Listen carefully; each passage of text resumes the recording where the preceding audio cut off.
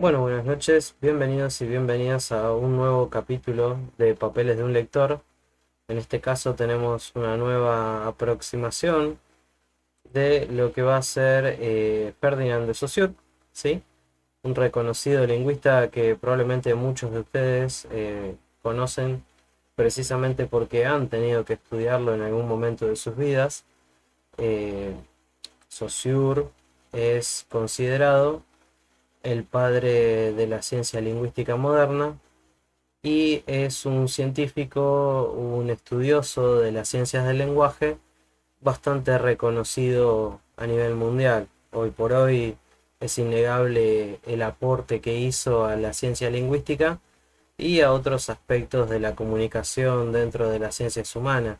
Es decir, su aporte no solo se limita al área de la lingüística, sino que también abarca otros dominios como la filosofía, la semiología, la semiótica, etcétera.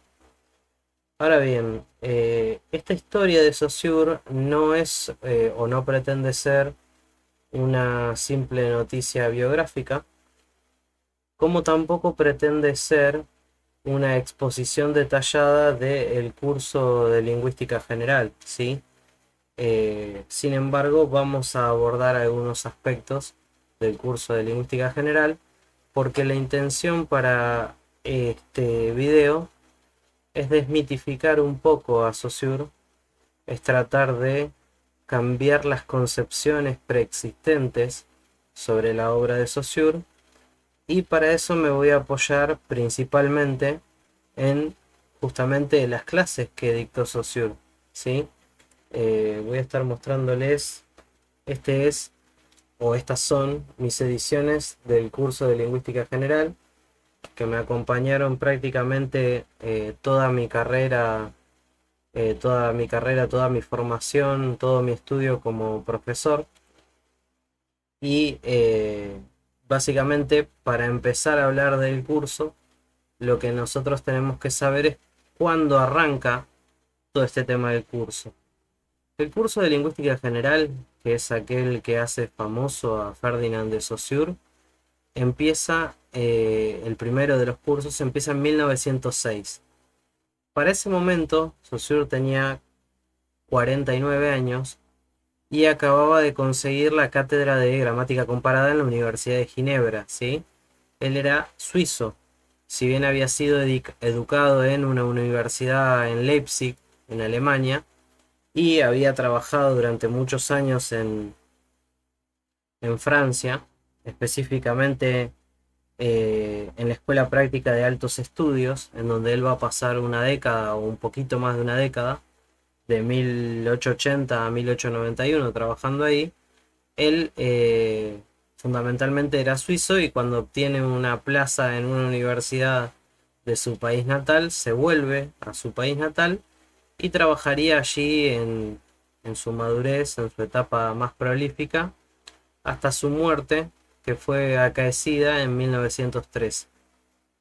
Ahora bien, los cursos de Saussure eran cursos de carácter semestral, es decir, duraban los 3 últimos meses del año y los 3 primeros del año siguiente. Y fueron un total de tres, evidentemente, como ya he mencionado. Uno fue entre 1906 y 1907, el otro entre 1908 y 1909 y el último fue entre 1910 y 1911. ¿Sí? Ahora bien, después de su muerte, 1913, Saussure empieza, Saussure digo, Saussure estaba muerto. Eh, Sus seguidores, ¿sí? Específicamente dos de ellos, empiezan a compilar material sobre los famosos cursos. Eh, los dos escritores y profesores también de lingüística, que son Charles Bally y Albert, y perdónenme porque lo voy a pronunciar mal, Albert Seyenhaye, igual lo van a ver escrito si tienen activados los subtítulos.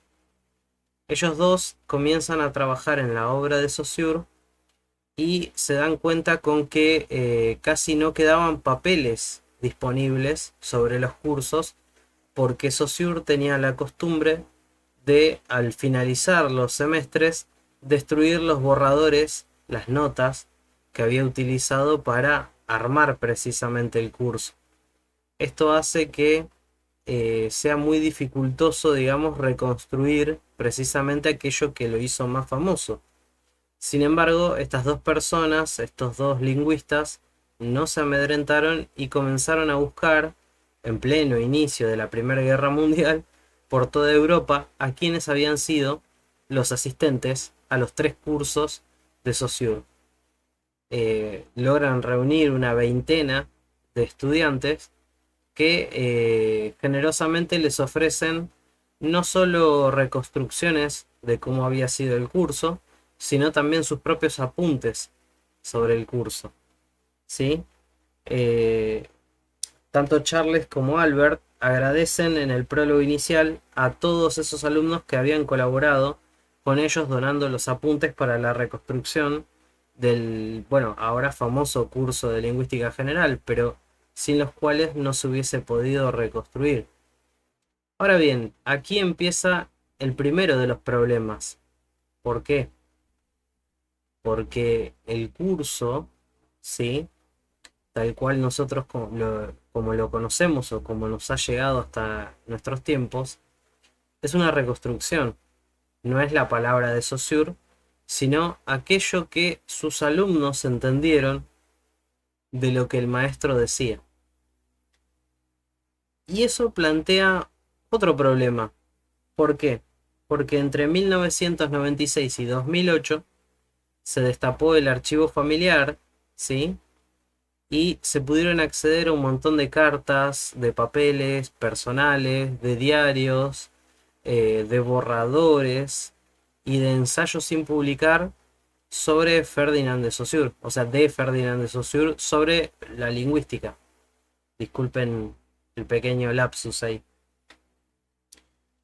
Ahora bien, esto fue publicado en el año 2002, preparado y publicado por la editorial francesa Gallimard, y fue publicado bajo el título de Escritos de Lingüística General.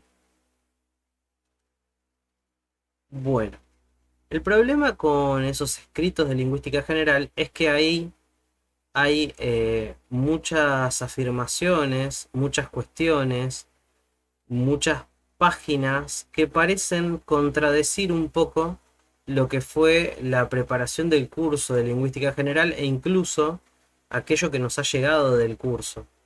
Entonces se ha creado un mito alrededor de esta cuestión sobre el hecho de que Saussure, al final de su vida, habría dictado estos papeles o habría escrito estos papeles contradiciendo todas sus teorías anteriores.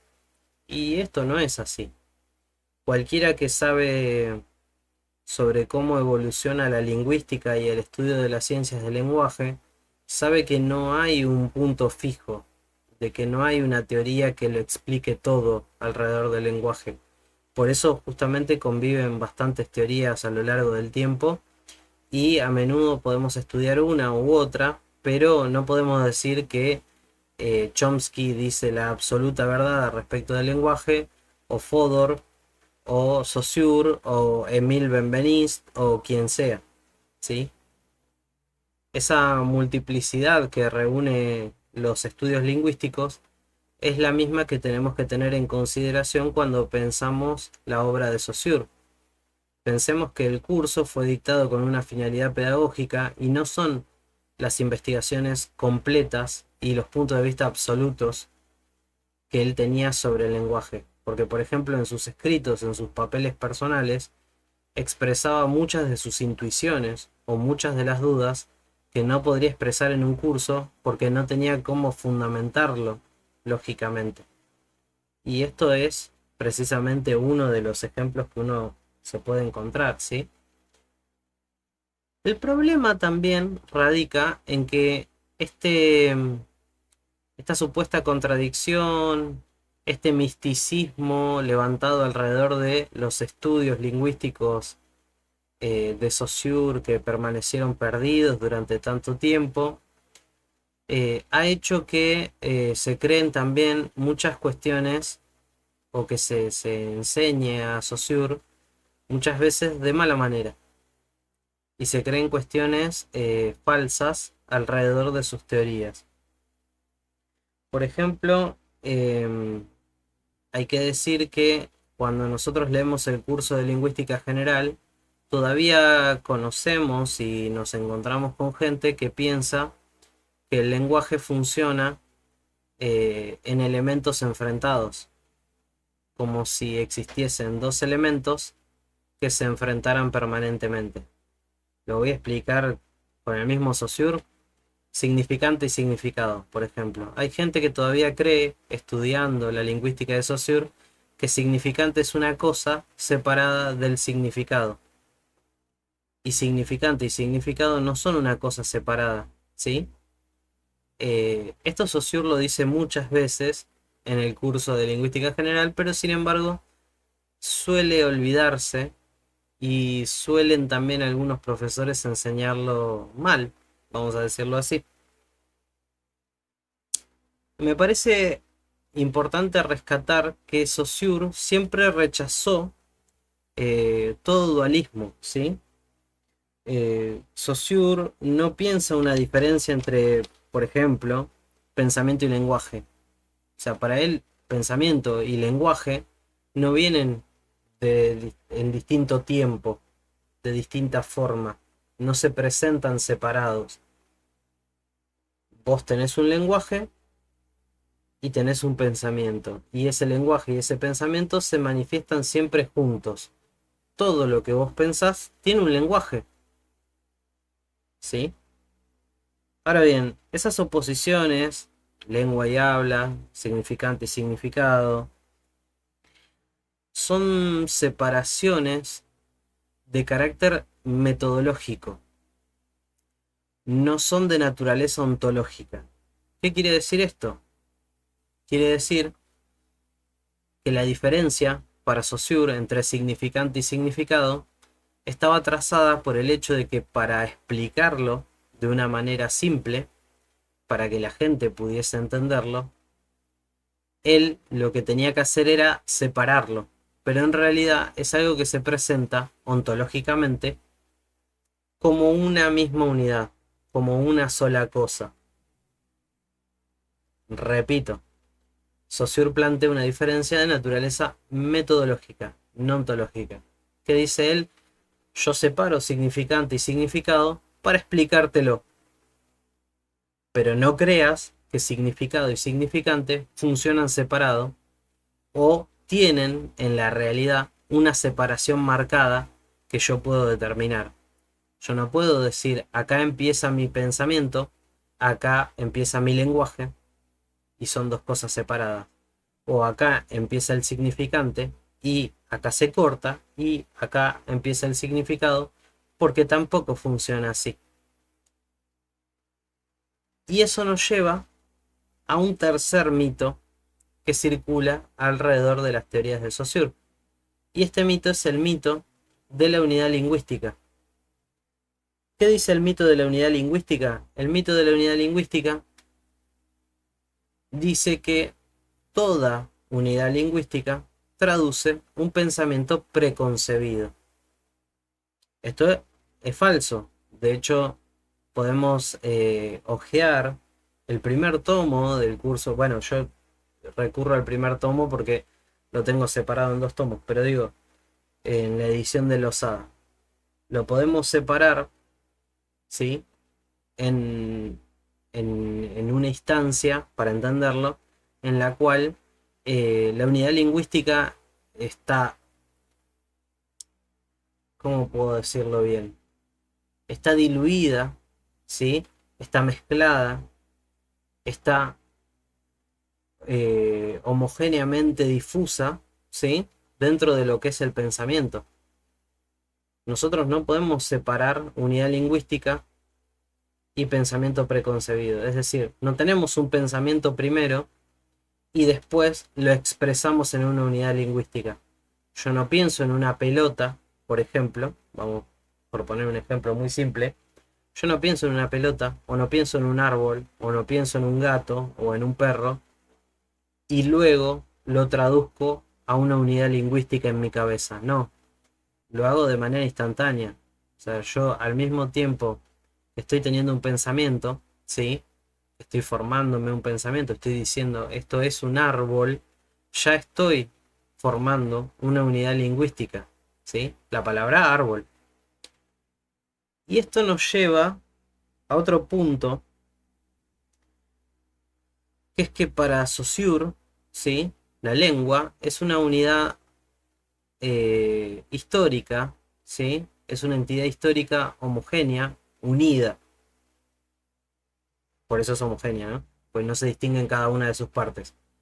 Ahora bien, nosotros, dice Saussure, no podemos hablar de lenguas. ¿Por qué? Porque hace una metáfora maravillosa sobre un ciudadano del Imperio Romano que se acuesta hablando en latín y al otro día a la mañana se despierta hablando en francés. Y dice, nosotros no podemos separar el punto y determinarlo de manera precisa en que esto ocurrió. O sea, no podemos decir en este punto histórico, en este momento determinado, esta noche, una persona se acostó hablando en latín y se levantó a la mañana hablando otro idioma como es el francés. Entonces dice, nosotros no podemos hablar de lenguas. La lengua es una entidad homogénea e histórica, ¿sí? Es única absolutamente.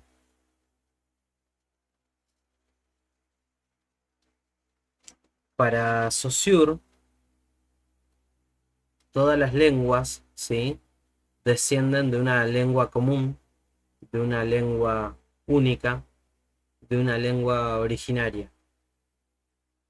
Y esta cuestión es muy importante entenderla porque de esa manera nosotros vamos a entender cómo es que él pensaba la lengua, ¿sí?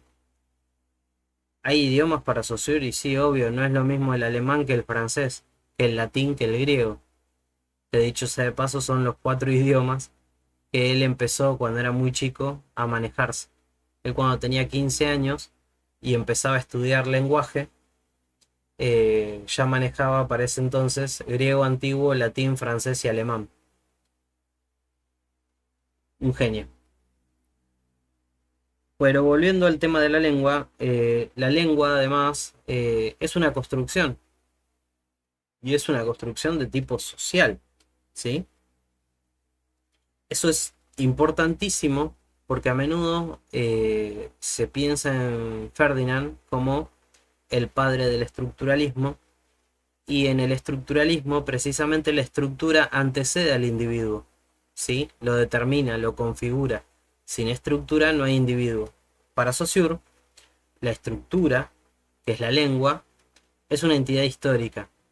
Y si es una entidad histórica, es algo social. Y si es social, atañe a la esfera de lo humano.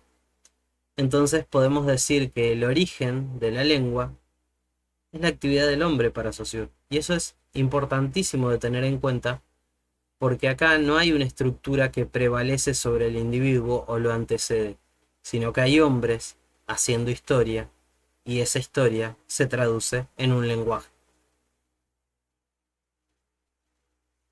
Por último, para terminar, digamos, con estas cuestiones de desmitificación, me gustaría hablar de la cuestión de el signo lingüístico, ¿sí? Si ustedes recuerdan, lo primero que dice Saussure del signo es que este es arbitrario. Ahora bien, mucha gente ha confundido a lo largo del tiempo la cuestión de lo arbitrario con lo biológico.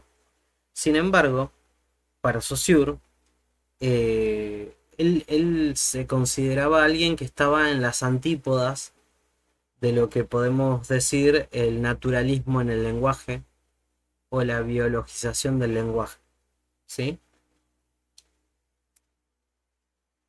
Si bien para él no hay nada que me diga que un determinado significante vaya unido a un determinado significado, eso no quiere decir que él pensaba el lenguaje en términos biológicos. Para él el lenguaje no era algo biológico. Chomsky, por ejemplo, sí va a pensar en el lenguaje en términos biologicistas o biológicos. o naturales, como le quieran decir. Sin embargo, para él, como ya dije antes, es un producto sociohistórico. Entonces, si es un producto sociohistórico, la lengua es un fenómeno de movimiento incesante, evoluciona con la evolución humana. Ahora bien, eso hace que se transformen necesariamente el tiempo y el uso. Y esas modificaciones de tiempo y uso son variables de la lengua. ¿Se entiende? Después, bueno, todos los elementos que ustedes ya conocen. A ver, nosotros el signo, ¿cómo lo conocimos? Lo conocimos como algo biplano o algo que tiene dos caras. A mí me gusta pensar en la metáfora de Jano Bifronte. No sé si se recuerdan algo de mitología romana, pero en caso de que no lo recuerden, en la mitología romana, Jano Bifronte, o Jano de dos caras, es una figura del guardián de las puertas, ¿sí? Ahora bien, esa figura tiene precisamente, como su nombre lo indica, dos rostros. Uno mira para un lado y otro mira para el otro, ¿sí? Si nosotros pensamos en el signo, podemos entender en la imagen de Jano Bifronte cómo funciona el signo. Es una sola unidad, como la estatua que es un solo bloque de mármol, que tiene esculpida dos caras. Y acá en el signo nosotros podemos decir que las dos caras son, por un lado el concepto, que es la cara abstracta del signo, conocida como el significado, y la imagen acústica, que es la huella psíquica, es decir, un recuerdo del sonido en nuestra mente, y que es conocido precisamente como significante. Ahora bien, significado y significante, eh, digamos, son concepciones que Saussure piensa como precisamente dos caras de una misma unidad. Lo vuelvo a repetir porque es muy importante recordarlo si nosotros queremos abordar la lectura del curso de lingüística general. Nosotros no podemos olvidar que todas las oposiciones que se nos presentan son, nuevamente, metodológicas, no ontológicas. Las cosas no son así en la realidad. El signo no es así en la realidad, ¿sí? Yo lo separo en dos formas, o dos caras, o dos rostros, para poder entenderlo, para poder estudiarlo, para poder comprenderlo. Ahora bien, el signo, como ya sabemos, es mutable y es inmutable, ¿sí? A un mismo tiempo. Esto es muy difícil de entender porque, claro, a un mismo tiempo cambia y al mismo tiempo no cambia. ¿Por qué? Porque es mutable socialmente, cambia a lo largo del tiempo dentro de una sociedad y es inmutable porque un individuo solo no puede cambiar lo que es el lenguaje, la lengua, ¿sí? Pero, sin embargo, bueno, si nosotros nos fijamos a lo largo del tiempo, ha sufrido modificaciones de orden fonético, de orden morfológico, de orden semántico, de orden sintáctico, y sin embargo, en algunos aspectos también ha permanecido inalterable, y a eso se refiere con inmutable también. Después también sabemos que es sincrónico y diacrónico a un mismo tiempo, ¿sí? Porque permite el estudio de las simultaneidades y de las sucesiones en la lengua. Es decir, que yo puedo estudiar dentro de una lengua todos los sucesos que ocurrieron en un periodo determinado o todos los sucesos que ocurren a lo largo del tiempo en etapas sucesivas, ¿sí? Sincrónico y diacrónico. Y después tenemos que es lineal, porque el signo lingüístico es un producto humano y se desenvuelve como todo producto humano a lo largo de un tiempo determinado. Y tenemos también que es articulado. ¿Por qué es articulado? Porque puede descomponerse léxicamente en partes más pequeñas, ¿sí? Toda palabra, toda unidad lingüística puede descomponerse siempre en una menor hasta que llegamos a la menor de las descomposiciones que se pueden hacer sobre una unidad lingüística, que es el fonema, ¿sí? El fonema, recuerden que es la mínima expresión con sentido, ¿sí?, de una palabra. Ahora bien, eh, con esto, digamos, nosotros tenemos un abordaje necesario, ¿sí?, como para entender de qué va el curso de lingüística general. Seguramente haya muchísimos otros videos explicándote qué es el signo lingüístico y cada una de sus características de una manera mucho más extensa y mucho más interesante seguramente que mi video. Pero mi idea era darte algunas pautas, porque si te vas a sentar a leerlo y te vas a sentar a estudiarlo, posiblemente caigas en alguno de esos misticismos que se han construido alrededor de sus teorías, de sus estudios y del curso mismo. Entonces ese video apuntaba un poco a desarmar esta serie de concepciones que estaban dadas alrededor de, bueno, esta cuestión de, de, de los estudios sobre Saussure. Bueno, básicamente si les gustó, suscríbanse, apóyenme, ¿sí? Me sirve mucho sus likes, me sirve mucho su suscripción, y si llegaron hasta acá pueden también buscarme en Instagram, saben, siempre dejo el Instagram ahí en el fondo. Así que esto fue todo por hoy. Esto fue Papeles de un lector de Cristian Verón y espero que les haya gustado. Muchas gracias y hasta luego. Chao.